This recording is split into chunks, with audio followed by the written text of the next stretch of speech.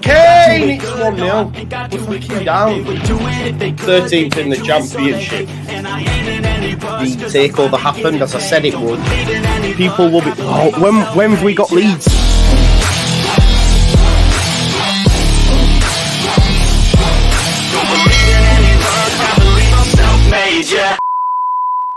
Now then, people, welcome back to the Just Joe Football Show. I hope you're all doing well. I hope you've all had a good day. It's been sunny where I am, so I hope it was sunny where you are and you've enjoyed the sun and kicked back and all that sort of jazz. I know Friday night you've been on with Joe, you've done not another Leeds pod, and then you're here, you know what I mean? You're a very lucky fan base, if I do say so myself.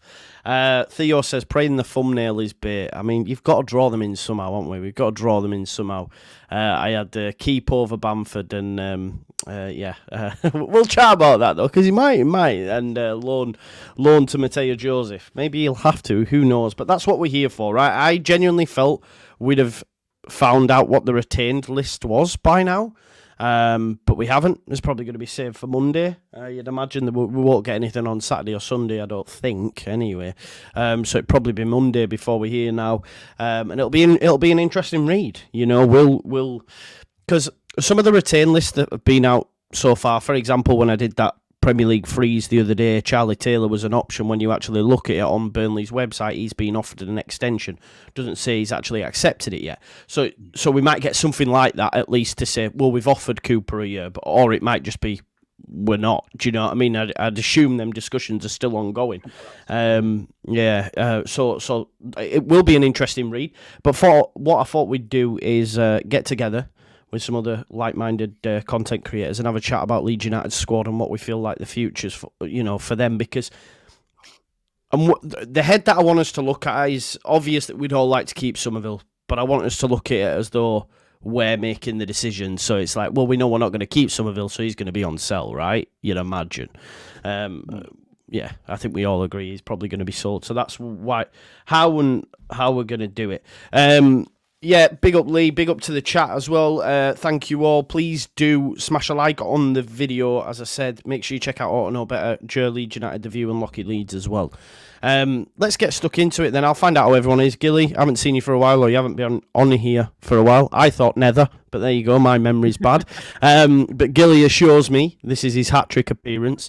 How you doing, mate? Yeah, I'm all right. Happy it's Friday. Got to end it week. Got through work. Yeah, man. Nice weekend. Training with running, which is killing me at the moment because I'm trying to do Leeds 10K Fandys Man Club, Nice. which is less than 4 weeks away now. So, arse is nipping a little bit, but we're getting there. Yeah, it's tough running. I did it about 4 years ago now, and I got right into it. And I read a book called The 5 a.m. Club, Robin Sharma, and I used to get up at 5 a.m. I used to go for a run. Honestly, and when I got into it, like mental health wise, it was the best I've ever been. But once you've ran a decent distance, it's so hard to get back into it because you want to be at that distance again. And I'm like struggling to do 5K or whatever, panting, like thinking, what's happened? But it's like going back to the gym, muscle memory, running memory, whatever. It's so difficult, man, because I actually enjoyed running for a period. So if you can do it, Gilly, do it because it'll work wonders and for a great cause as well. Have you got a sponsorship link, or?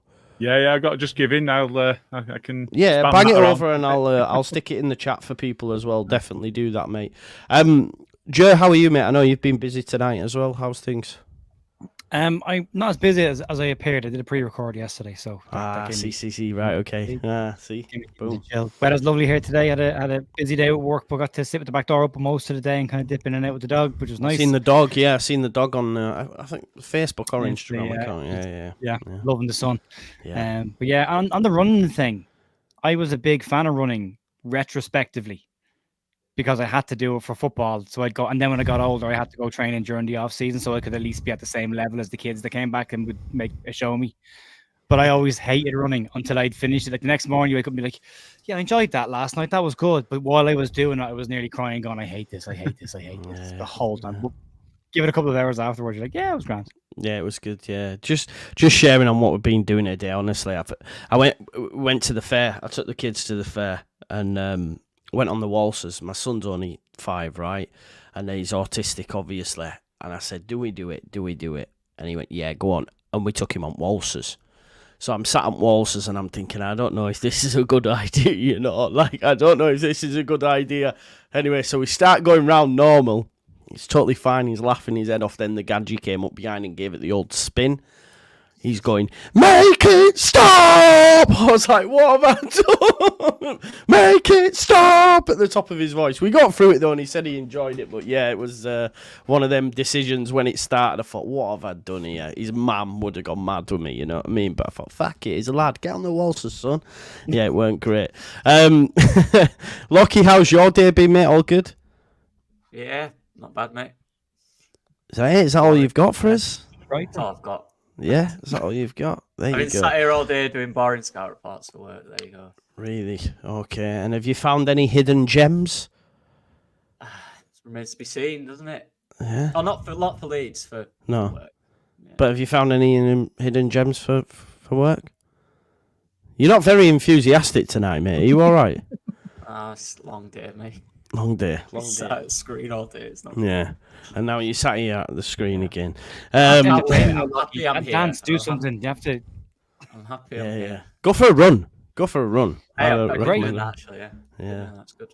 Yeah, it is. It is. Right, let's get into it then, lads. We'll start with the goalkeepers first and foremost. I'm going to go like the one that I feel's the least we need to talk about up to the one that might take a bit of time. So let's start off with Christopher Claassen. It's a big fat sell for me. I don't know what his contract situation is. Maybe I don't know. I know people say, oh well, he's got 100% clean sheets and all this sort of stuff, but I just don't think he's at a level where he's going to be starting for Leeds on a regular basis. Does anyone disagree or have any other thoughts on Claassen? So he's got 1 year left. 1 year. So, yeah, you're kind of looking at that thing now if you can get a little bit of cash, I guess. The only thing I think we're going to struggle here is we'll find out, but I've got a feeling we might have no goalkeepers in this video. That's exactly where my head went. Really? We'll be trying to find 3 goalkeepers as part of this. I think we'll have one, but I don't know if we'll want to. Yeah. Yeah. I don't think we'll renew the contract, to be honest. I think he needs to go play, doesn't he, for him as well? Yeah. So, probably so. Yeah. That's So right. I think that's fair.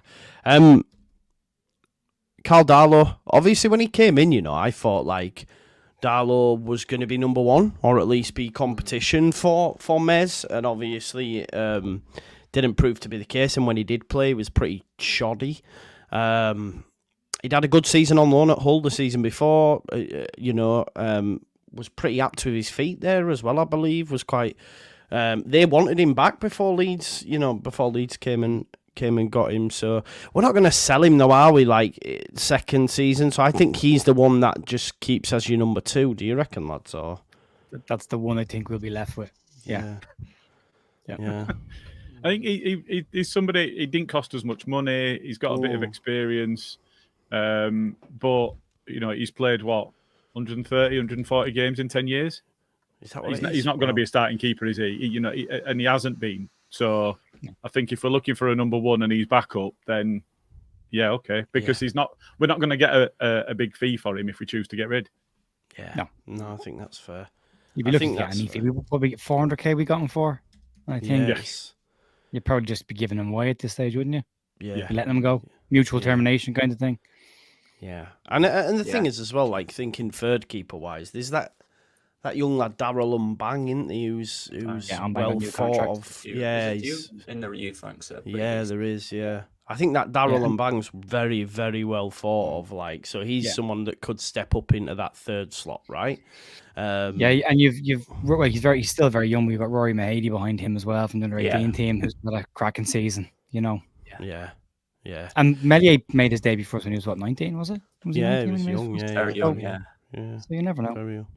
He was. Right, the main one then. Number 1, Ilya Melier. I previously called him the best goalkeeper in the division. Daniel Farker recently called him the best goalkeeper in the division after the Norwich game. Best mates with Farker. Yeah.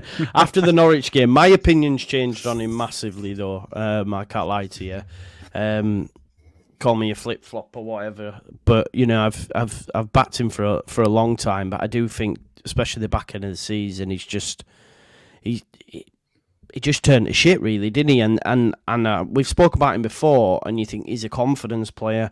And can you have a goalkeeper that's a confidence player? I don't think you can, because if you're shipping goals, you need that goalkeeper to be able to stand up to that. Not we're all shipping goals, so I'll just keep letting them in kind of vibe, you know.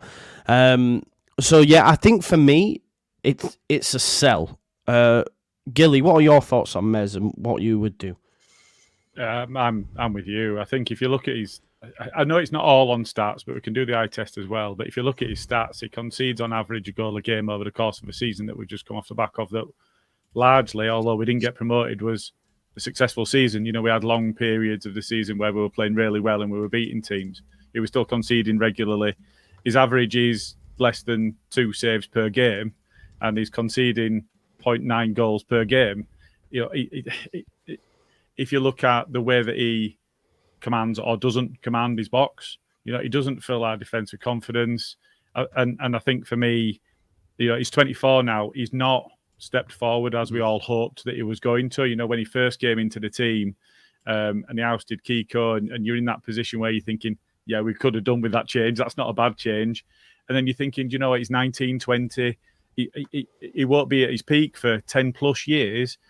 Let's think of all of the good years we can have with him, and it's just not gone that way, has it? And I think a fresh start for either side, I think, is a positive.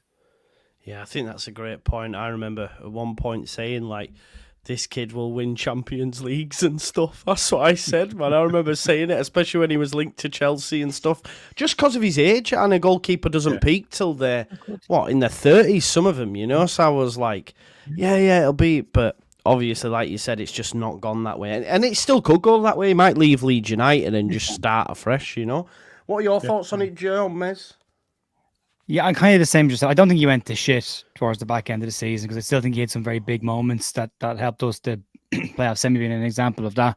Fair. But I think what we did see, and the confidence thing is a good point, when Mez is under pressure, or when the team is under pressure, Mez seems to feel it. Not so much if it's him that's under pressure, but if in that dodgy spell after the international break, the entire team was under pressure, and he just seemed to wobble with it a little bit, like the expectation or you know, 24 years of age, but you're probably the more senior player in that squad because you've been with that team, you've been with the club for 5 years. So you're probably looked at as an established player, and maybe you just can't handle that level of pressure. I thought he had some very, very good moments this year. I thought for a lot of the season he was very good, but I'm with Gilly. I think you would have liked to have seen him. I think he probably had a better season the year he went up under Bielsa than he had this season, ironically enough. To Gilly's point, you want to see him having better seasons, not going back the opposite way. I still think he's going to be an excellent goalkeeper. I still think he's going to be a top goalkeeper. We weren't all mad keen on Marco Silvestri at one point. Now he's been linked with a move to Inter Milan. You know, different age, different time. Players develop, again, goalkeepers develop very differently. So Capriel as well. Capriel's doing bits. Capriel was not good enough for us, and now because the team's fighting over him. You know, so keep classing then. Keep classing. Keep classing. You never know. Classing the one, but no. To Gilly's point, like, you can't wait forever for it to happen, and I think Leeds need an established goalkeeper. But the problem is, and I still don't agree with the comment that was made in preseason last year that there was 15 better goalkeepers in the division than Melier, and I think you'll find that out whoever the next replacement's going to be. Like, people thought Darlow was going to be a replacement. They gave him 2 matches before they had made up their mind about how not good enough he was for us. 2 matches. And he had a handful of games last year. The penalty against Salford didn't help him with the arm situation, but can't really judge him on that. But he hasn't had a run of games either. So it might take people a lot longer than they reckon to be happy with a goalkeeper after Mez leaves. But I think Leeds need to look at a more experienced goalkeeper this level. I think the back line, we said this months ago, the back line needs to be the priority for the summer for me. Stop conceding goals, you'll win the league. Yeah. So that's the big piece. It's a good point. So I'd say. Yeah, his distribution as well. I've seen it a few times, like Rodon getting annoyed at him when passes have gone astray and stuff, and you can't have that uncertainty in the back line. Lockie, do you have any? Yeah, it's confidence, but for me, it's how quickly he loses it. Like, one game, he can be like, look at the Norwich, confident in that game. The game before, he looked completely like a ghost. It's really weird how that's clearly a psychological aspect. I think there's something about that. In that Norwich game, every time he did get the ball, he looked quite assured on it. He'd give it quick, you know. The save was unbelievable. He was calm in that moment. His box he commanded quite well, but look at the game before it, he didn't do any of that stuff. So that is a worry, isn't it? Because you don't know, as a defender, you don't know what the keeper's going to be like behind you on the day. So that is a worry for me. He still has a bit though. It's tough for me because again, I think if you sell him, you could probably go somewhere like mid-table in France and build, a young project, something like that. But I think the thing about Mez is he would never be a second here in the Championship, which kind of leads me to say sell, because I do want someone who is maybe more experienced, is more assured and more consistent, And So what would you say to... Because in my head, I'm thinking if they were to sell him, that they could go potentially loan a young goalkeeper. If they did that, because I'm just thinking about, like, where would they go with it? Let's say they went and loaned a keeper who's, coming through the ranks of a top club. Would you then at that point just say keep Mez? Does that make sense? Because I'm just thinking some of the successful loans that have happened to the Championship sometimes have been goalkeepers. Obviously James Trafford being one at Burnley, for example. I know the one at Sheff Wednesday that came in from Brighton. Yeah, Ian Henderson as well when he came down to the Championship again. There's been a litany of goalkeepers, most of them to pretty decent success, especially with the top. Gavin Bazuna was on loan for a bit as well before he went out on a permanent move as well. So there's plenty of goalkeepers. Yeah. The Irish, trust me, I get to look at him a lot, and it's like, yeah, but most of them go down. They get good careers after it, so why not? But I don't think. If I was Mez, I don't think I could sit behind a young lone goalkeeper knowing that I'm a... No, that's my point, though. Yeah. My point was more so, if we did sell him and then replaced him with a young goalkeeper, I think a lot of the fan base would be quite frustrated by that. I wouldn't be. But I think a lot would say, you've got rid of a young keeper and replace him with another young keeper. Go out and get an old head, for example. But I just don't know which old head you would get and if they're available. But it's also the profile, and Lockie will know more about this than me, but you bring a goalkeeper that will start games the way Daniel Farke starts games. There's a clear directive from the coaching staff at Leeds for the goalkeepers to punch. So you're going to want a goalkeeper that's physical enough to get over players' heads and punches, because that's what they seem to all do when they play. All of them this year punch when they've played. You're going to want a goalkeeper that starts moves off, so he's got to have a good passing range. And if not, you're into the same range of, the defenders are going to have frustrations with him like Rodon had with Melier, so what's the point in replacing him? So, the profile of the goalkeeper coming in on all aspects of it and have to be better than what's there, and they have to fit how Daniel Farke plays. It's easy to say bringing an old head, you could bring a 30-year-old goalkeeper, but he can't play out from the back and he doesn't punch. Farke wants him to punch, and Farke wants him to play out from the back. So it doesn't work then, doesn't fit. So it depends on the profile as well to fit in what Farke expects from a goalkeeper. That's a big piece. Yeah. And the problem with a young goalkeeper that's even younger than Mez, talking 20-year-old, 21-year-old, is that Ellen Road is pressure playing goalkeeper. Ellen Road, we've seen good goalkeepers come here, like you said, that have left after Ellen Road and the career's done really well. So, like Caprio, for example, he's doing ridiculous now, and obviously Silvestri was doing really well at a point. So it's a tough one. But I think if we're upgrading on Mez, it has to be someone who has shown at this level, a Championship level. I'm thinking a Patterson, a player like that who has a high ceiling as well. It was the lad at Bristol City who was unbelievable against us twice. Was it something? I can't remember his name. Not sure, mate. Good goalkeeper. Oh, nine. Really high. O'Hara, wasn't it? Something like that. Yeah, I'll check that. But he was ridiculous. Like someone like that, I think it's a tough one. Personally, I wouldn't go for a younger one. I think that's risky. Personally, I'd edge on similar level. Like played in the Championship for a few years. Has done well last season. Someone that's proven for me. I don't know. Max O'Leary, lucky. It's O'Leary, yeah. Just on that point as well, around players that have played well against us, you can also look at Blackburn, where he played an absolute blinder and then a week later spooned the ball into his own goal and he completely fell apart. So it's easy in isolation to see that. There was one asked on our podcast not so long since, and I might get absolutely crucified in the comments for even mentioning this because he's an ex-scummer, but they've got a very experienced keeper that they've had there that's been without a club for some time in De Gea, and he's 33, and I might get absolutely crucified, but we had a conversation, and we're like, do you know what? Success is more important than a club that they've been at, and if he came in and had a great season, we wouldn't give a shit. Would he come? And James were there not long ago. Yeah, but I don't think he would come. From a level's perspective. He's without club. You don't know. Somebody's got to go and tell it to him, haven't they? Yeah. Still without a club. Yeah, which is mad actually, because I thought I wouldn't be mad if we did that. No, definitely not. You'd be surprised if he's not having contract offers thrown at him all, like for the last 12 months. Like every club, Exactly. he's a happy keeper, and he hasn't decided. Maybe just Yeah, he's still in Manchester, by the way. By He's all still accounts. training. Yeah, he's still in Manchester. Videos and stuff, but he's still working away and stuff. Yeah. I just don't see. As you was building that up, I thought, are you going to say Tom Eaton? That's what I thought you were going to say. I was thinking Tom Eaton here. No, I don't know. I don't know if we can say that. Naidar, he's won a lot of things as De Gea. I don't think we can even put them in the same conversation, if we're being totally honest. Although he's not great with his feet, is he? That's why they brought in your man Onana. Don't go with his hands. Yeah, exactly. You trade off one for the other, don't you? Yeah, exactly. You can't have the Right, let's move it on to the defenders then, starting with Junior Firpo. For me, it's a big keep if you can. I think he's done enough in the second half of the season. For me personally, and I weren't his biggest fan. I said I was a better left back than him at once upon a time, which Ash reminds me of. Well. Yeah, it reminds me of that on Twitter every time, man. But yeah, I think you go get someone younger to be an understudy to Junior, and then maybe when his deal's up, if we've been promoted, you can have a conversation, or because he's got one more year. Give us that final year. Don't sell him, and just let him go off into the sunset. Maybe if he doesn't fancy it, if we do get promoted. So mine's a big keep, just because I think the turn of the year he was our best player, in my opinion.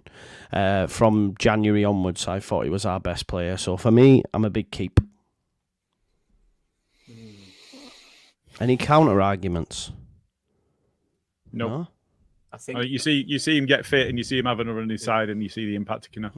Yeah, definitely. That's it. What Gilly said there, he's been fit since January. Has he had any injuries since then?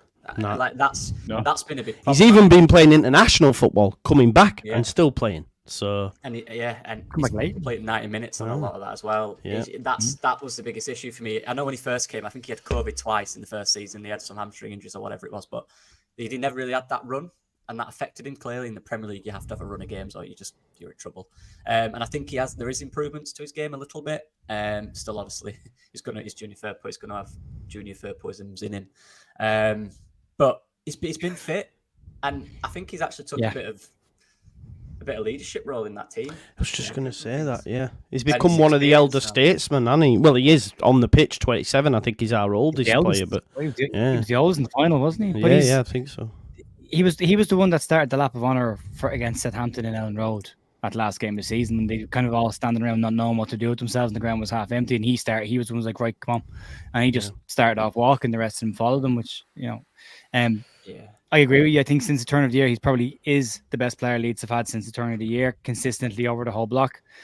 I said that we always had a player that was very good from an attacking perspective, but I had question marks around him defensively. I thought the back end of the season he was solid at the back. To Lockie's point, he will always have a moment, and he does. The one, I can't remember the team it was against, but he went for a ball, missed it, fell over, got up, ran back after the player, fell over again. And I was like, yeah, that's about right.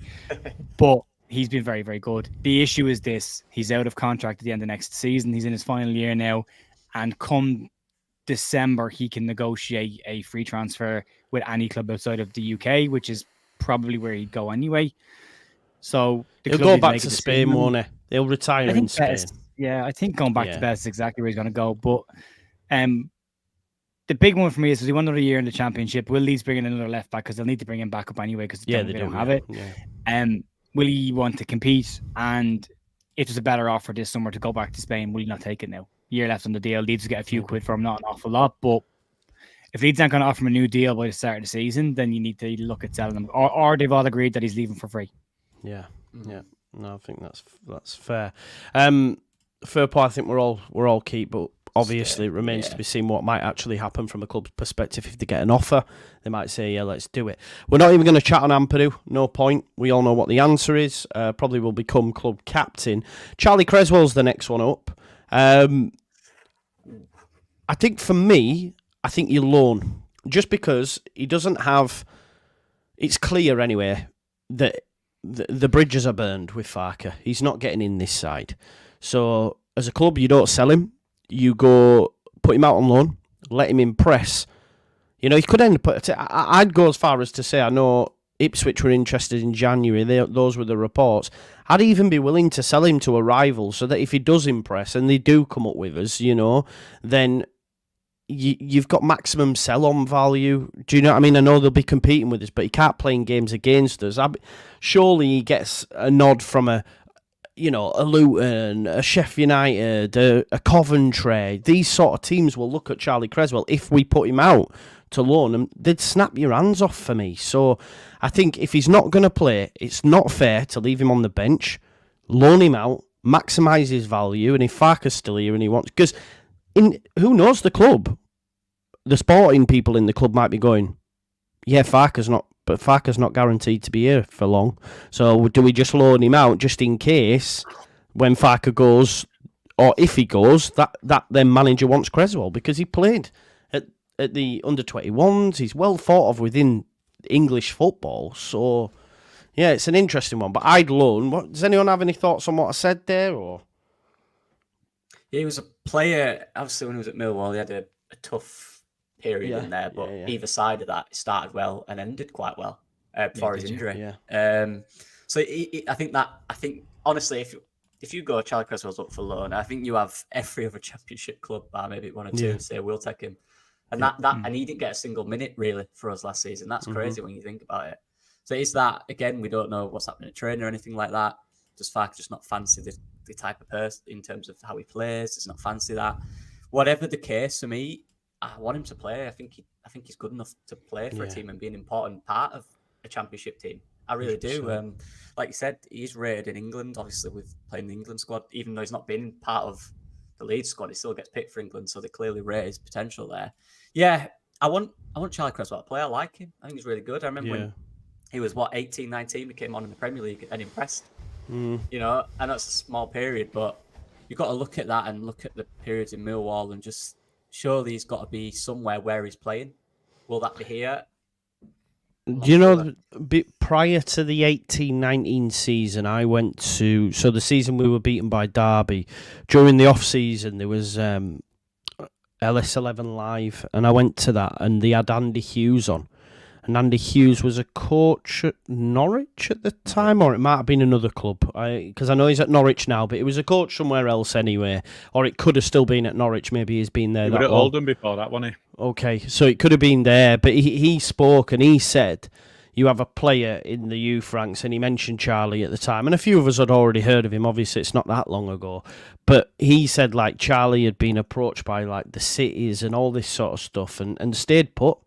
And stayed put at his club, at his boyhood club, and wanted to come through. And I almost feel that's a little bit of a shit story as well, in the fact that he maybe could have moved when he was younger, because clearly he's talented. And I think as well he's a bit of a mountain and probably towered over the rest of his age group, and that so stood out more so. And they were like, this kid's, going to be lethal at centre back. And I almost feel a little bit sad in that respect, because as a fan, I was so excited to see him. Like, I was so excited. And then when he did what he did at Millwall, when he was scoring goals, I know he had a bit of a fall off, but that's to be expected. But I'm thinking, I remember saying, I remember saying Struijk and Creswell as a partnership sees you centre back sorted for a decade. I remember saying that, and then just thinking, that was it. It was at Huddersfield, Jonathan. You're right, Jonathan Brooks. He was at Huddersfield under Wagner for a bit, weren't he? I think that's what's disappointing for me as well on the Creswell story, because he's obviously been well thought of for a while, eh? I don't see the rush in selling him. Yeah, he only signed a new deal. He's got a deal till 2027. He's 21. Again, he's not going to be in his peak years as a centre back. Like Pascal's only coming into his stride now at 24. He's got time. I used to always say this about players, and I'll say it again. Sometimes the player doesn't have to, turn his career around. He just needs to outlast the manager, because they change that quickly. If Leeds start the season badly next season, who knows what Fark is? Because we said this before, Fark doesn't get 3 months to settle things down next season. He'll be gone. Hit the ground running, or else we'll all be on his back. So, it could be just a case for Creswell just outlast the manager, because Gary Rowett liked him. Lots of other managers have liked him. But I think you loan him out, and you loan him to the Championship. To your point, he'll help other teams take points off teams that possibly we could be competing against. So why not? And he can't play against us. The other thing as well, that when he was at Millwall, he scored goals at the start of his tenure at Millwall, but was struggling defensively, was making mistakes. It was the second half of the season when it all kicked into gear, and he had a phenomenal second half of the season, like really, really strong. They were storming towards the playoffs, and then he got the eye socket injury, and that seemed to derail them when he was out of the team for a couple of games. So he was making an impact at Millwall. He was. I think if they could have kept him, they would have kept him. But I don't think there'd be any shortage of clubs looking for him. But I don't think we should rush. Look, we've done it with Liam Kitching. Look at Liam Kitching last season with Coventry, one of the best defenders in the division last year. We let Liam Kitching go 2 years ago. Like, came out of the youth system, we were like, not good enough. Good to see it. Down the league should go, and he's put in a couple of years. He's right back up playing against us, and one of the standout centre backs of the division. So I would be in no rush to sell Charlie Creswell, but I would definitely loan him out, because this year has been an absolute waste of Charlie Creswell's time. He hasn't developed at all sitting on the bench. Yeah. No one in 21 football either, just on the bench. Yeah, a big thing for me on that as well is with centre backs at this level, obviously you need a physical stature, and he's got that. He's had that for years, like you said, Joe. So you've got that side of it. It's never a problem of, you know, you look at centre backs, are they a little small for the top level? Do you know what I mean? In those physical duels and in these physical games in the Premier League and the Championship, but he has that. He has that about his game. He's decent on the ball. He's good in the air. Maybe just a few more development things that need to develop for him to be that centre back that we all know he can. But yeah, like Joe, you don't need to rush him. He's 21. He's got 2027 as his contract expires, so he could go out on loan for a season. And if we go up, Daniel Farker is still here, doesn't fancy him. If he's had a good loan in the Championship, there'll be loads of clubs that you can get some cash for him. As opposed to right now, I think it'll be lower if you wanted to sell him. So I think loan. Yeah. It is disappointing. Obviously, I did the loan video earlier, and we spoke about Raksaki, for example, in the summer, and Crystal Palace. Even I had Crystal Palace fans on the video saying Roy Hodgson chose to keep him and should have let him out on loan because he never bloody played him. And it's a bit like that with Creswell. If you're not going to play him, just fucking let him go out on loan, you know? Didn't even make it into the squad for the playoff final, and you just think, that must be so disheartening as a player.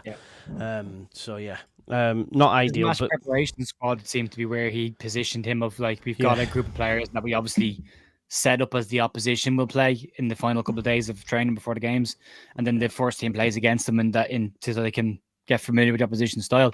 But he seems to be one of these players where he keeps referring he's part of our match day preparation squad. I'm like, but he's not always part of your squad. Full stop. And he should be at 21. And he started to see, like, he played against Birmingham. It was a shit game, but he wasn't shit in that game. He had a decent enough game. And he had a couple of minutes off the bench where he never really seemed to be shaky coming off the bench either. I mean, I don't, to your point, Joe, I think it is a personality thing. Maybe there is a clash there, but 100%. His dad didn't help. Farker, absolutely. Farker's very, very, I don't know him personally, but you can tell he's very strong-willed, and you cannot. His standards. Yeah, exactly. And you don't break those. These are the rules. You don't break them. End of story. You sort of challenge my authority, isn't it? So that doesn't fly with me. So I'm going to make you sit on the bench. That's what that is.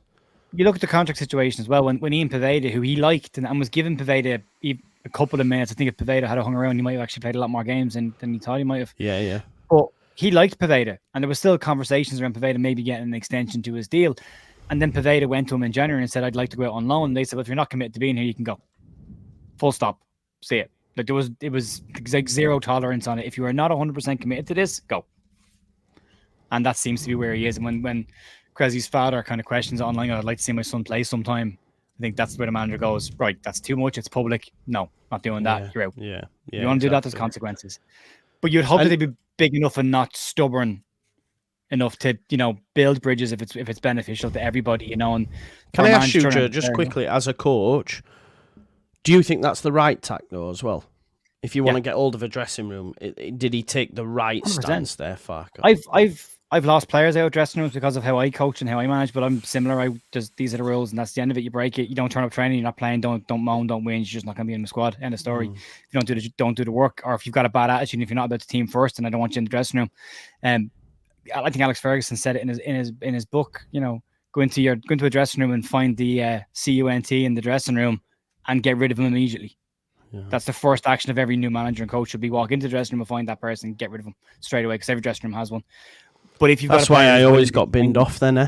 That's why I always got... I do think, yeah. It's usually the mouthy ones in the back of the dressing room, yeah. Yeah, get him told, But I think with Creswell and with Farke, I think it's a case of if the players like, I'm committed to this and I want to fix this and I want to play, Farkas should be willing to go, okay, but you know the rules, now you break them again, you're gone. End of story. Yeah. But this Yeah, is it. But yeah. he should get a second crack at this, and I think they both need to back down a little bit on it. Yeah, I think that's a fair shoot. Right, this one's going to hurt me a little bit. It's going to be our captain, Liam Cooper.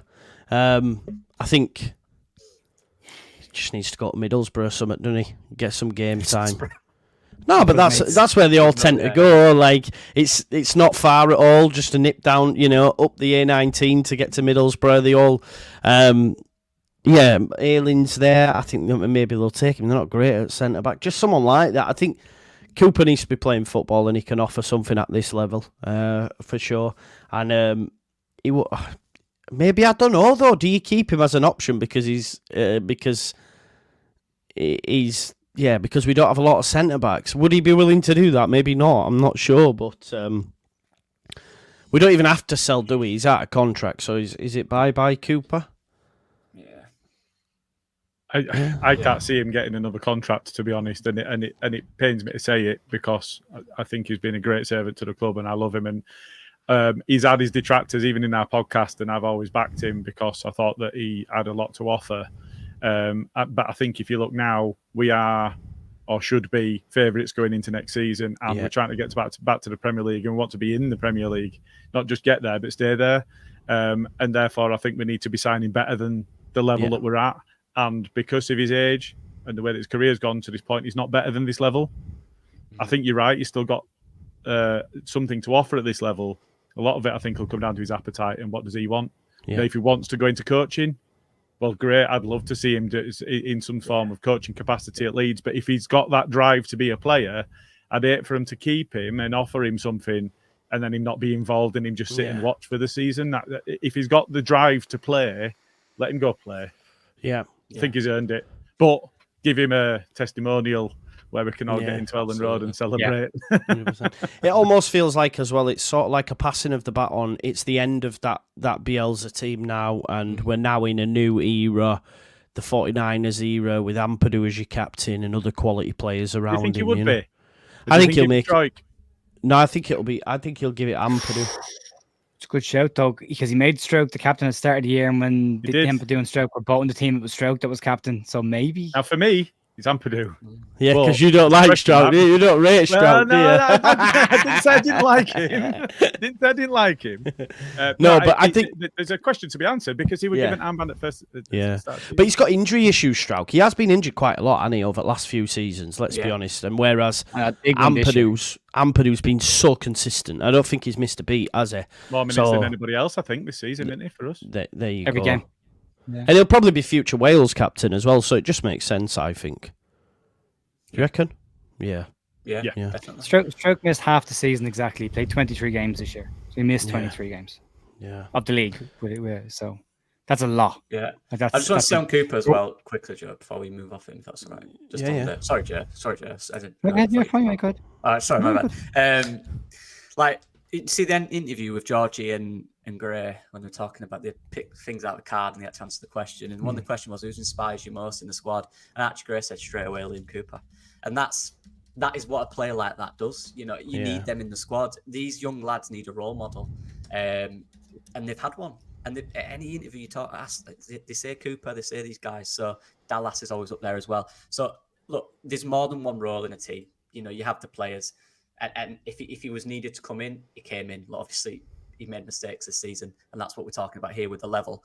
But as a person and as an entity around the squad, he was what all the players loved. If they needed a conversation with someone, he would have been the guy they went to, and he would have talked to them, but he'd been honest as well. And that's key. So if he does go, we need players to step up. That personal side of it as well.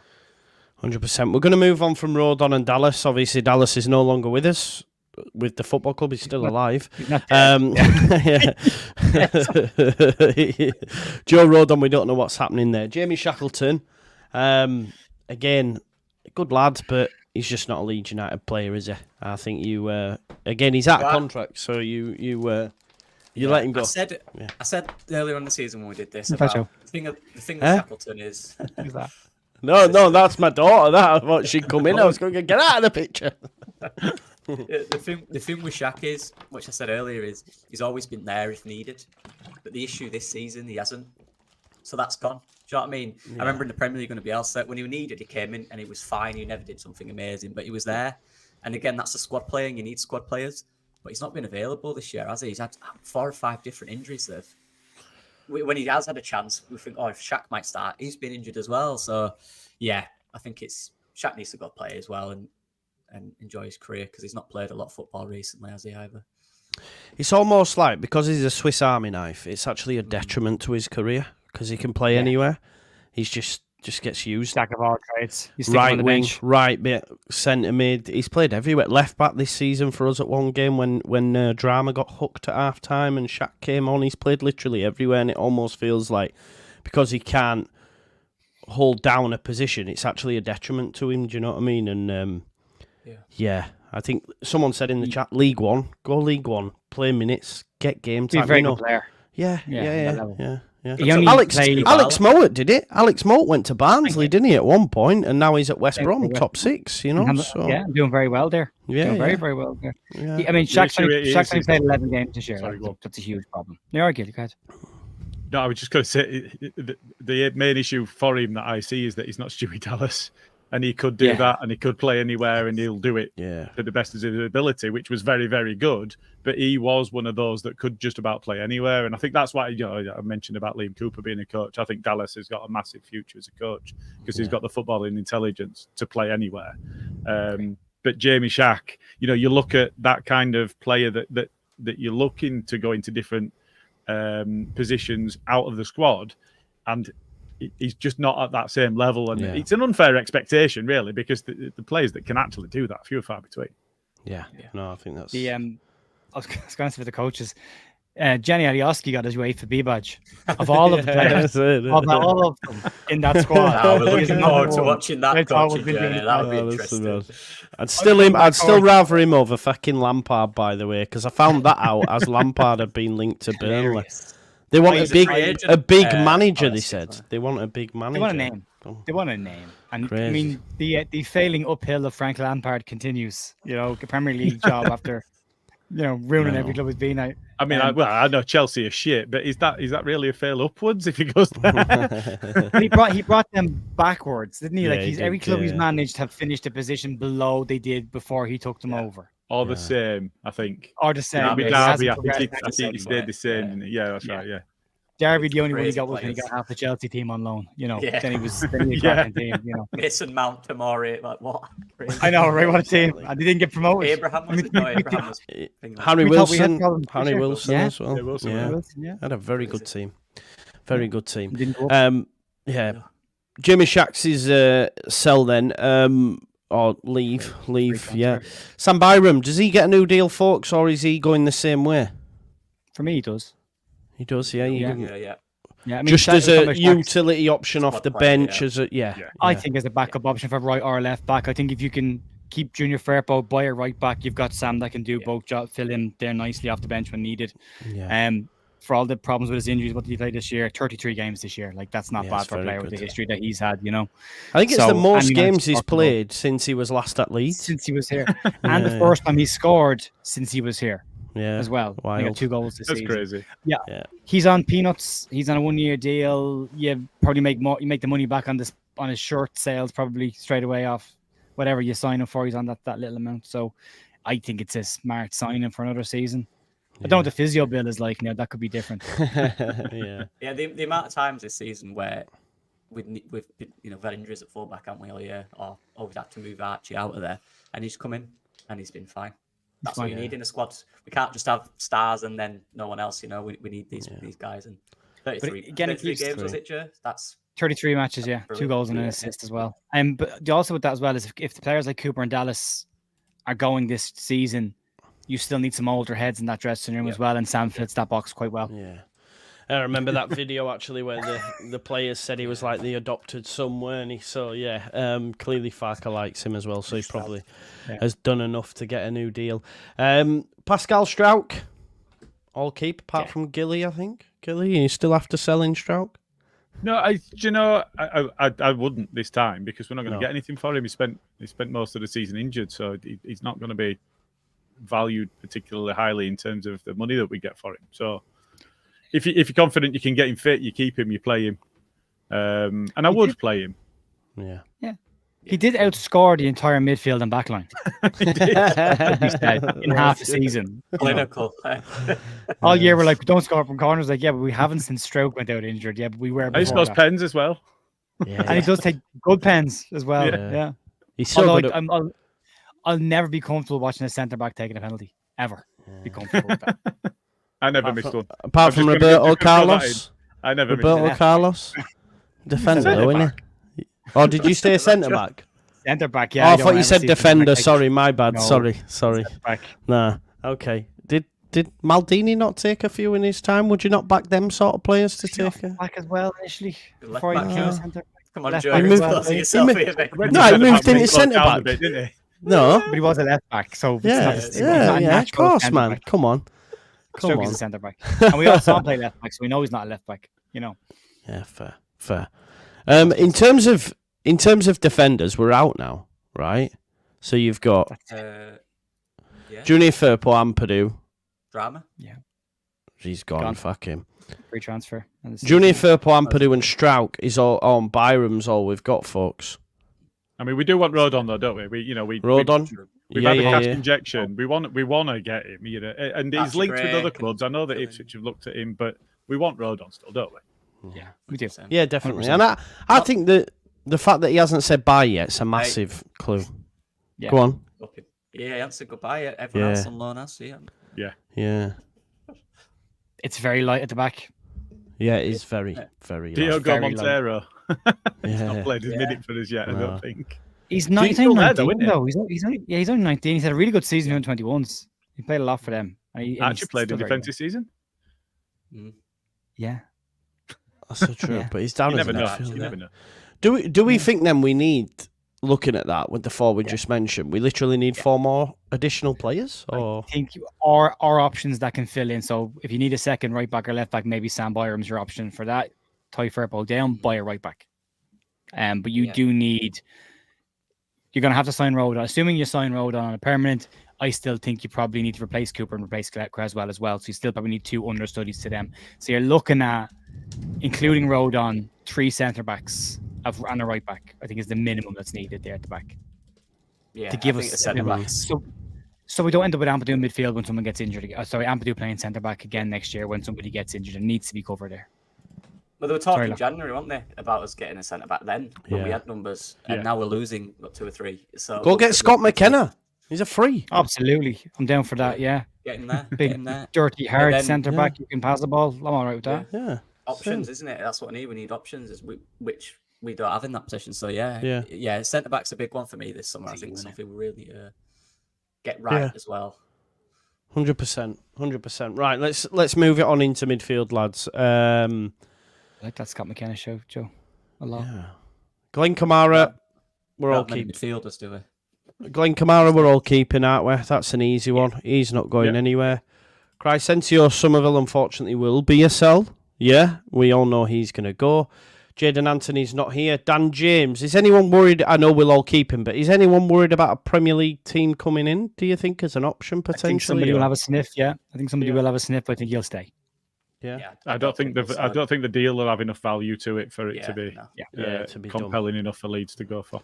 Yeah, If that's we're Leeds losing are Gnonto on sale. Summerville, we're not going to let Dan James go unless we just say like something ridiculous like 50 million. You know what I mean? We could just do that and people will go, right, no. So, yeah, exactly. I think Gilly's on the money. I think if the club wanted them to go and they got a half decent offer, that's how we go. But you wouldn't get anything more than that. Like, I think it would have to be a club's will to let them go. And I don't think that's there. Do you know what is a worry here as I'm looking at this squad list, right? We've got 4 defenders, right? I'm now looking at the midfielders, yeah? We keep Glenn. Somerville's gone, Anthony's gone, James, Gray and Gruyev. We've got 4. Mm-hmm. According to what the Leeds, we've got 4. Kamara, James, Gray and Gruyev. Like, you throw Crew into that for next season as well, because he'll be knocking yeah. on the door. He's only 17, but he'd be knocking on the door next year. Yeah, that's fair. It is very, very light though. Right, let's go on to the attackers. Yoel Pirot gets one more crack, mate. He gets one more crack. If he has a similar season to this, and I know he's scored 14 goals, but if we get promoted, you sell him. I think if he's a really good season, you could keep Yeah. him in the Premier League, but he has to have a good season next year. And it's his second year, so you got that maiden season where weird things can happen out of your system. You're more used to everything the second year, more established, maybe. Yeah. But he has to have a good year. He scored a lot of goals to say he's not been that great playing. Yeah. And that's something that's always positive. We know he can do that, and that's what we brought him in for, really. But yeah, he's not fit for me. But I think I've said this all year. For him, it's about this summer now. He's got to put the work in the summer. He's got to work close with the coaches. He's got to understand what he needs to do to fit in properly and be effective, because that's the issue. We know he can score. He's shown that. That's what he's good at. He can finish. It's the rest of it, isn't it? That when we're a type of team that, although I think we'll be slightly different next year, when we're the type of team that is ultra quick on the counter attack, he does slow it down. He's not that type of player. But he is a player for me who if you get him right, he can be a valuable part of the squad. 14 goals in the league's still pretty decent. Is that our second top goal scorer? Yeah. Yeah. Know what I mean? Probably. And if you can just up everything around that, like, his hold up play and stuff like that, and just make him a bit sharper as well. I mean, his confidence at times been off. Maybe the pressure again, Ellen Road, I don't know. But because even that side of it for me, the sharpness and his first touch, even at Swansea, that was better. So it's almost like you've got to remember, it's a big move for him from Swansea. His first real big move, going to Leeds. We want to get back to the Premier League. That's playing. So yeah, I think a second season's good for him. Hopefully he can develop. We'll see how good he is, because he can finish, and that's key for me, because we don't have a lot of them at the club, a lot of finishers.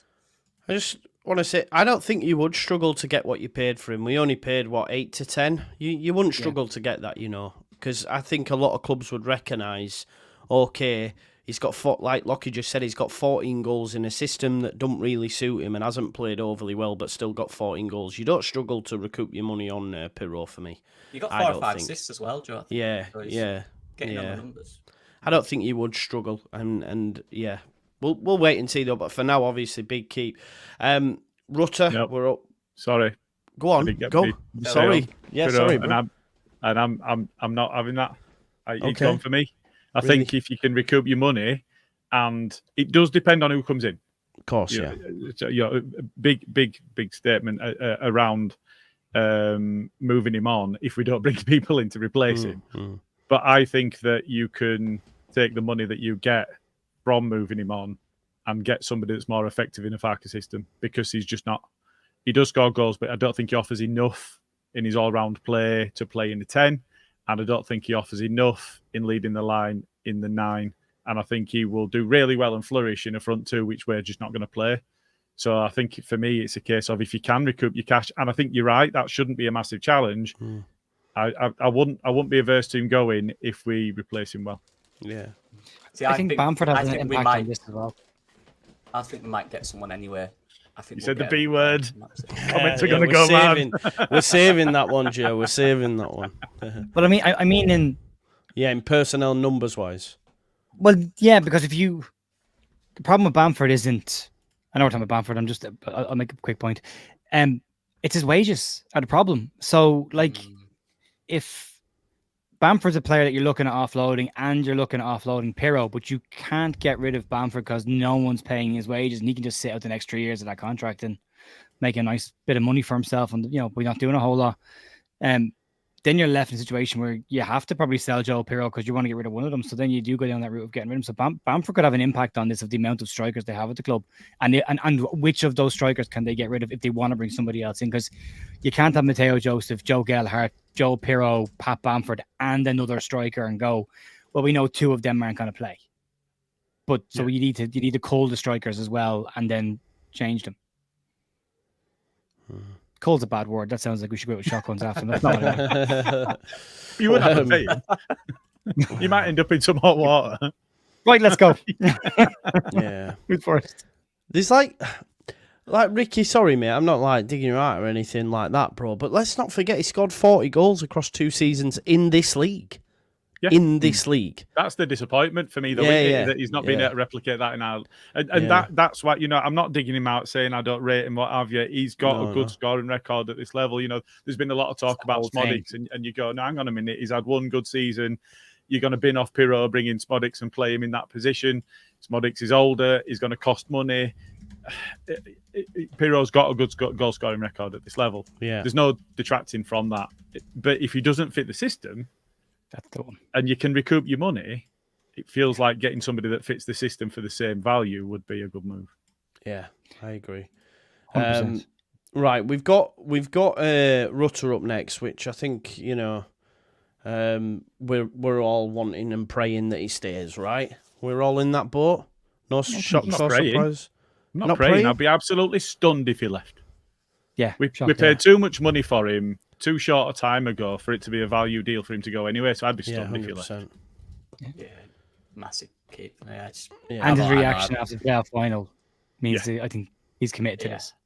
Yeah, I know I'm his hype man, but I love him. Yeah, it just makes me. It makes me well. It frustrates me as well, but in turn, it's either frustration or complete joy. I love that. I like that type of player, and if you can just define that and just make that and frustration's a little less, and for me, and teach him to shoot. Yes. Yeah, that's one area of his game. 51 shots off target this season, the most of any player in the 51. They're all the same shot as well. They all just go. I know.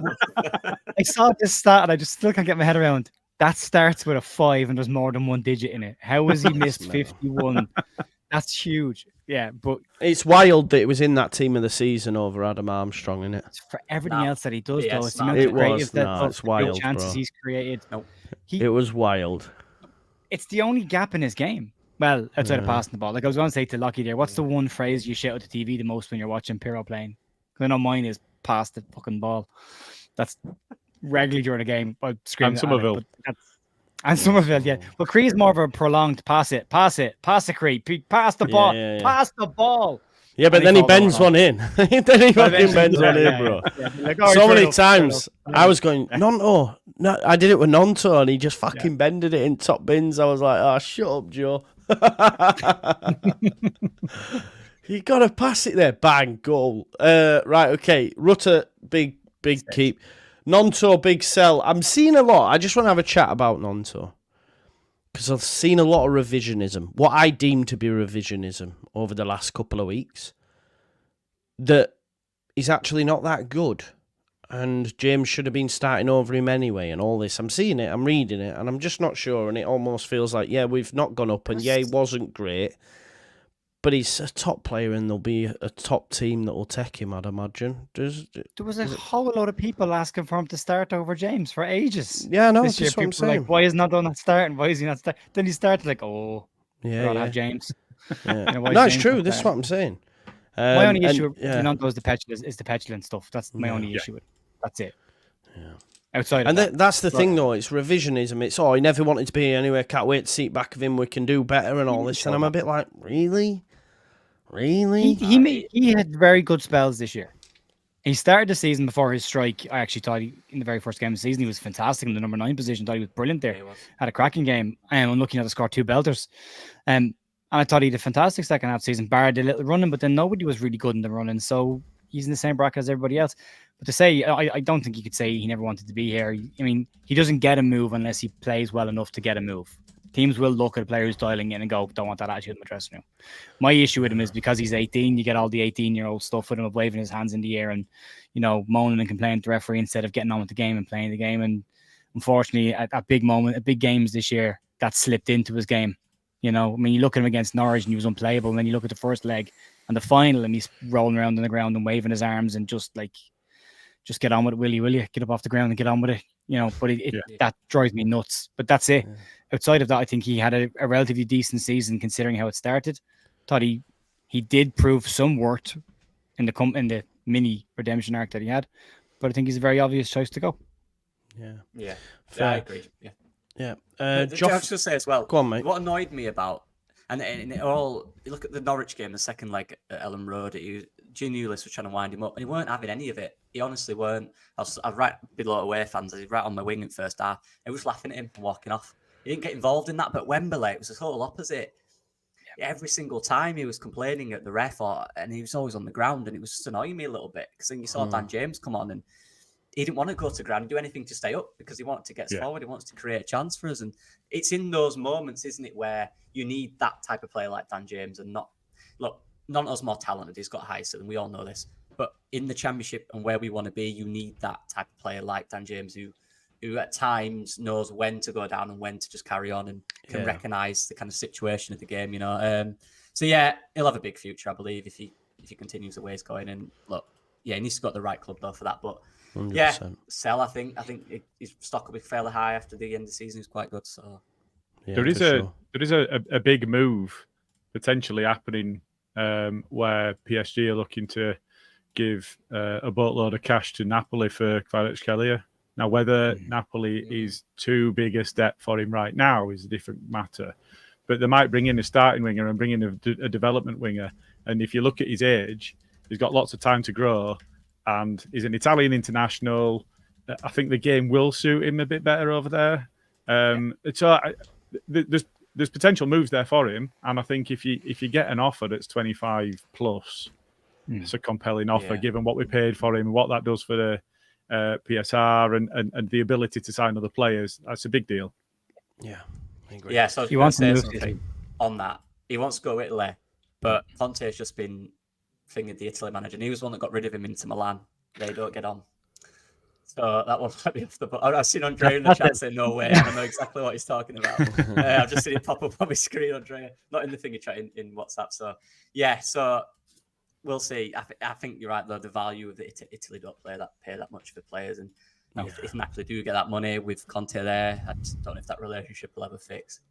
It's only a handful of clubs over there that could potentially buy him. It's a Juve or an AC or an Inter Milan or a Lazio or maybe a Napoli and maybe a stretch an Atalanta. But that's Atalanta. I think he'd suit like a dream. Actually, funnily enough, of all the clubs over there, wouldn't be as much pressure. I think he'd have time. The Ketlars had a fantastic season for them over there, and he'd have watched that at AC Milan. But he wants to go to Italy, and it's going to be wherever Willie decides he wants to go. Now, I don't think it'll be the Premier League.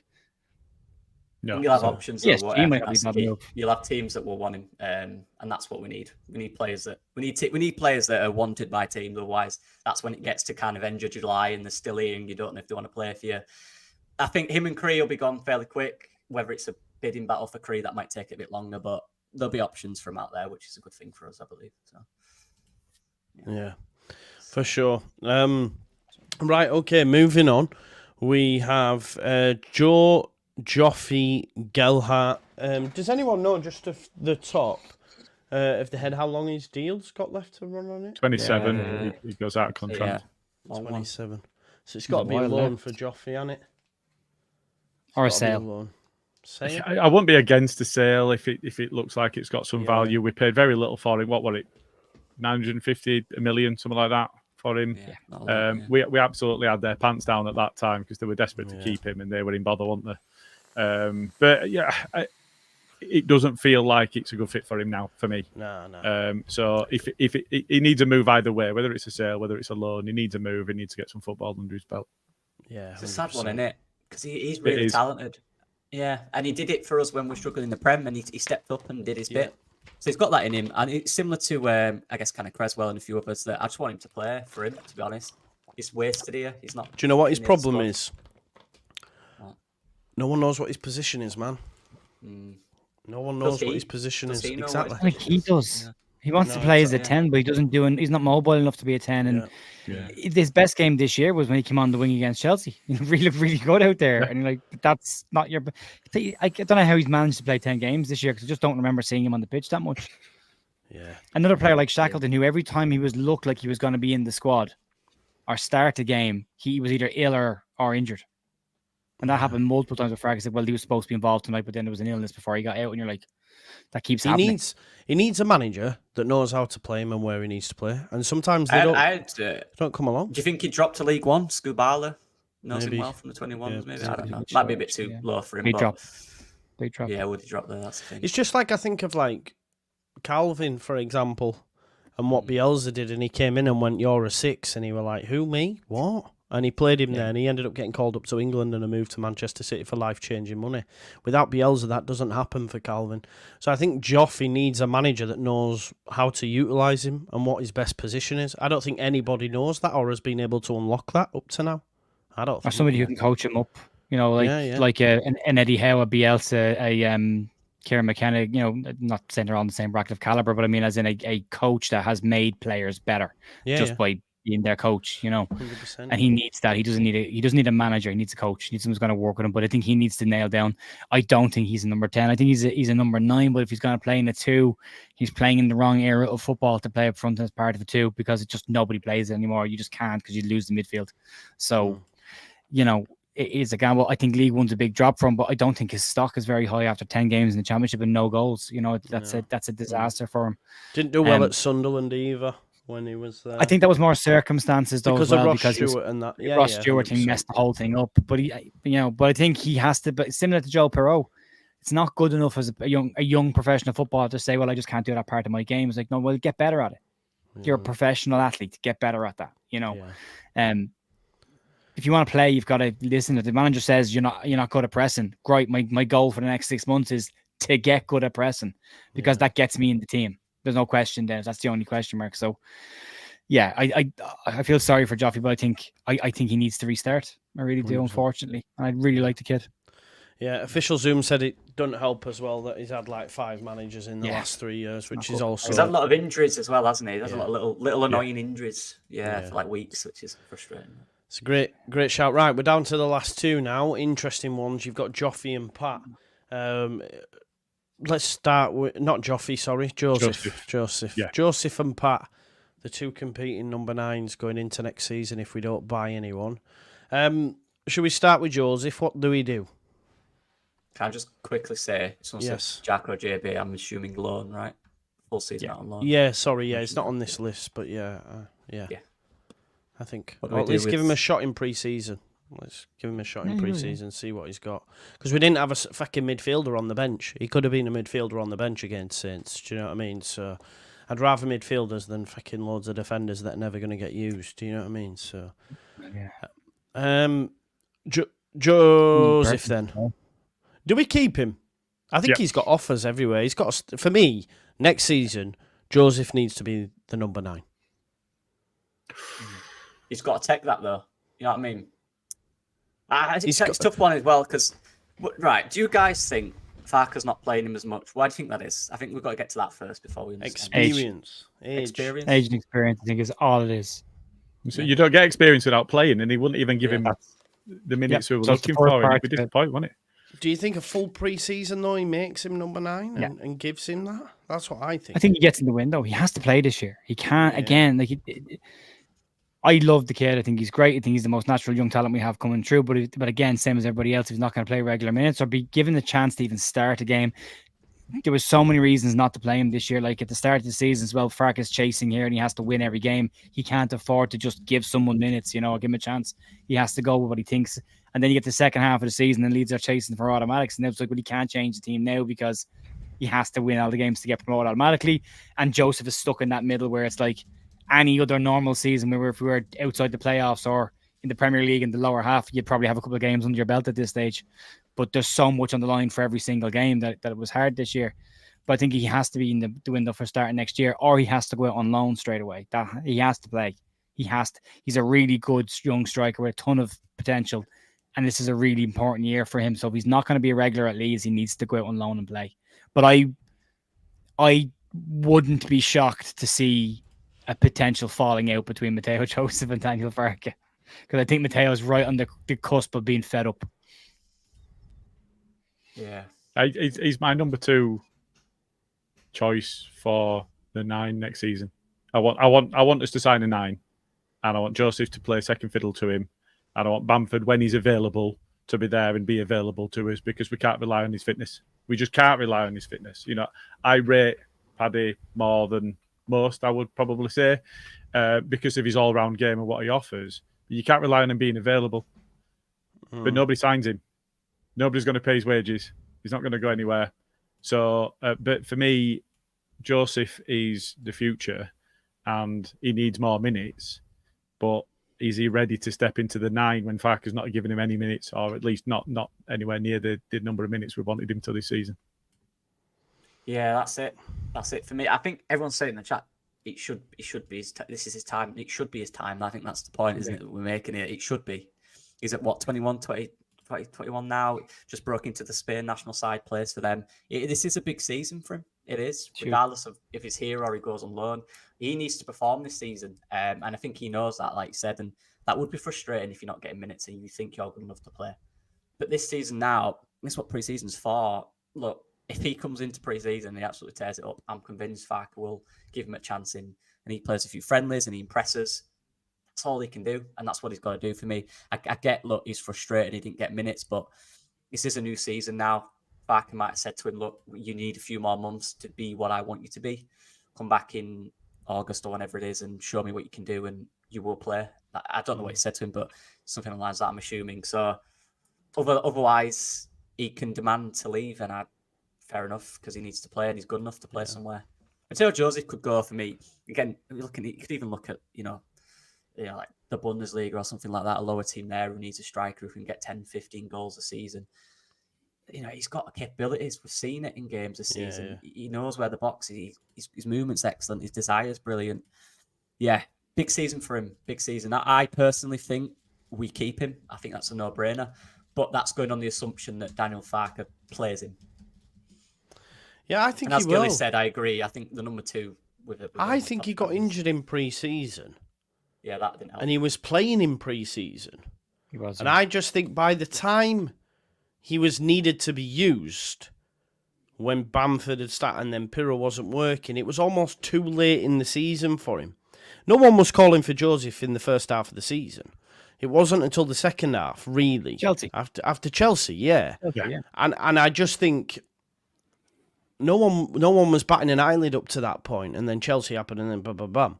And we were like, get him in. I almost feel that Farke would have played him sooner had he not got injured in pre-season. That's just my thoughts. Well, he got injured. I think it was a week before the season started. Yeah, that's what I'm saying. So yeah. It was meant to be 6 weeks, but I think it went on to about 2 months. It went on longer. And then you've got to get back up to speed. So it could have been like 2 to 3 months where he wasn't ready. So maybe that's in Farke's thinking, he's still got more to do. I don't know. So I think he'll be given the reins, I think, at the start of the season, maybe. I think he'll be given the opportunity in pre-season to take it. I really do. Yeah, I do. Let's talk about Pat then. Yeah. If you can sell him, would you sell him? Let's say, his loan, his wages and that aren't an issue, and someone's willing to take a punt. Do you sell him? I need a sec to think about this. Yeah. No. I think so. I just think... and I'm not just being a contrarian. No. I just think, come on, like for the last 4 seasons, he's missed important key parts of the season as well. You mentioned it, like, Gilly, the best of ability is availability. I think we need to move on, like we have done with Cooper. If there's an opportunity there, look, he's been great this season. I may add, like Pat, I've been on a bit of a roller coaster with him, and then towards second half, I was like, yeah, without him, we don't go that 3-month unbeaten. He was key to that, he was part of that. He made it look better structurally because we were all scratching our head, what's going on here. He came in and it Rutter went back in the 10. We've seen a totally different player. The team started to gel, and he was a key part of that. And look, I'll go on record as saying, like, we got gassed after the Norwich performance, but in that final, we'd have looked better with Pat in it over Pirro, I'll tell you that much. So it's like, well, why are you going to sell a player that you look better with? I just think everything that comes with Pat, the time he's had, the injuries, I just think it's time for a clean break. And if there's a club out there that'll take him, I think you sell him. My biggest worry, Joe, and I'm just talking about who all the players we said are leaving. There's so much experience going. And that, I think, an issue for us this season was in attacking area, we didn't have that enough, and we're losing more of it. Obviously, that's where recruitment comes into it, and you bring in experienced players, ideally ones who can play more than Pat does. But we're losing a lot of kind of role models and people at the club this year. It's a tough one. And you lost Dallas, you lost Ayling, you're losing Cooper. I know it's the old. I'm not saying they should play or start. Let me just clarify that. I'm just saying, like I said, the role in the squad, the mentor side of it is important. It is. I've been at teams where I've not had that, and you lost as a young guy. You lost. You need that experienced player to tell you if we're doing right or wrong. Be honest with you, and it's tough. And you could argue they're all going, all that kind of role model side of it is going. So it's a tough one with Pat, because I still think, yeah. Go on, Joe. You were going to say something. I'm still not sure yet. I'm stuck on the fence with it, because I do think he's been effective this year. He was 186 minutes per goal. Mateo Joseph's averages a goal every 210 minutes. Pat starts more games. But he is more effective in that Daniel Farke system. But I expect that his system to look a little bit different next season. I don't expect it to be exactly what we saw this year. I do expect it to change slightly. But it's the biggest point, and that's the availability point. I mean, Pat's has managed somehow to play 30 games this season, considering he's missed the start and end of it. He still managed to squeeze in 30 games somewhere. But he wasn't available. A lot of them are off the bench. He just hasn't been available this year. And then it got to the crunch time of the season. What's the situation with being injured at the end of every season? What's that all about? Why does that keep happening? You know, I mean, he hasn't been available for the final game this season for what now, 3 seasons or something like that. That's out there.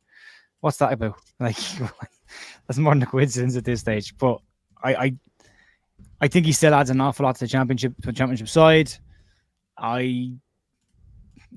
He's not a lot of money. I don't think Leeds will be able to sell him. I think you just be left with him. That's the reality of it, is who's going to pay Pat Bamford's wages. Yeah. Signed a bumper deal in the Premier League, bumper contract where, you know, there's years left on it still. I mean, if he's looking at his career and going, yeah, that's grand. I can wait this out now. Finish my career here. Pick up a bag of money on the way, you know, loyalty bonus at the end as well, all that kind of stuff. But I think we need better up front. I think we need more prolific goal scorers. I think Joseph does that when he does play. He does look quite sharp and instinctive in front of goal. Pirro is very instinctive in front of goal, but doesn't do the rest of the work. So we need someone that plays the Daniel Farke system, same as the goalkeeper. Exactly the same as the goalkeeper. Fits the playing model that Farke is looking for, but can score goals and is instinctive, because we miss a lot of chances. Like, you were asking why Georgie was in the team of the year ahead of Armstrong, because of the amount of assists that he got last season, but also the amount of big chances he creates during the game. And Leeds just weren't finishing those chances when they were being created. Leeds XG at the start of the season should have been far better than it was, because they're creating these huge chances. I think it was 4 or 5 big chances per game. We were scoring 0 or maybe 1 of them. So there's a more prolific striker needed for me when we get in there. But the other part is they'll have to fit the Daniel Farke system as well. That has to be one of the priority positions for the season, is to get that nailed down. Stop buying number 9s that are not number 9s. Stop buying wingers and telling us they're number 9, then playing them on the wing when they come in here. So, you know, we've had Georgie and Gnonto, who are supposed to be number 9 replacements, and both of them are not number 9s. So we said this the other day in your show, Joe, Leeds need to get specialist players in specialist positions, especially very key positions like centre-back, full-backs, and number 9s and 10s. They're huge. You need to get a goal scorer number 9 and someone that fits this system. I don't know who that is right now, but it's not just Sargent anyway, and it's not Pat Bamford. Yeah, I'm just to finalise, mate. I'm keep. I've thought about it. I think we're losing a lot of players this summer. I think we've already established that in this video. We're going to lose a lot of them for free. When's his contract? Is it? It's 2026. He's got 2 years left. 2 years, I think. Yeah, another year to just, and he's got 8 goals. That's important at the end of the season. You still need that. So, and I'm not saying he's a first team starter. He can't be starting, can he? We can't go into the season. No. On the 10th of August with him as a 9. No, said that last year. He's a squad player, and if we need him there, he's a squad player. And if he needs to come in because we've got injuries in there, he comes in, and that's a good option to come in if you need him to. So, yeah, I think we've lost too much. I think we need to keep Pat. He can still offer a little something. Yeah, I think so. On the face of it, we need a keeper, about 3 or 4 defenders, 2 additional midfielders, and a striker and a couple of wingers. So we're going to be busy. It's a big one. We said this a couple of months ago when we looked at this. And I think it was JT actually said it. You want 5 or 6 quality signings this summer, and you're going to need a bit of filler as well. Now, the filler could come from the under-21 squad, because there's some players there, Charlie Crew, for example, that could step up. Maybe Obang is the goalkeeper that steps up as the replacement. You could fill a few gaps with that. But my big point towards the back end of this season and next year has been the same thing. When Daniel Farke turns around and looks at that bench during a game, he's got to have 7 players there that he considers playable and not 3. And that's a big problem this year. So that needs to be fleshed out. I mean, Liam Cooper hasn't been released by the club. The club haven't said goodbye to him. He's out of contract tomorrow.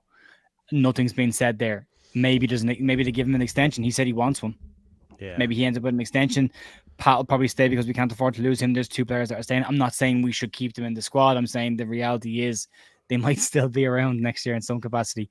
But we did sit here last year and say Liam Cooper and Pat Bamford can't start the season for Leeds United, and Liam Cooper did start the season, and Pat Bamford became a very important player for a part of the season. So you never know what'll happen, Joe. You don't, and more will be revealed, won't it, over the coming hours and days and weeks and months and years.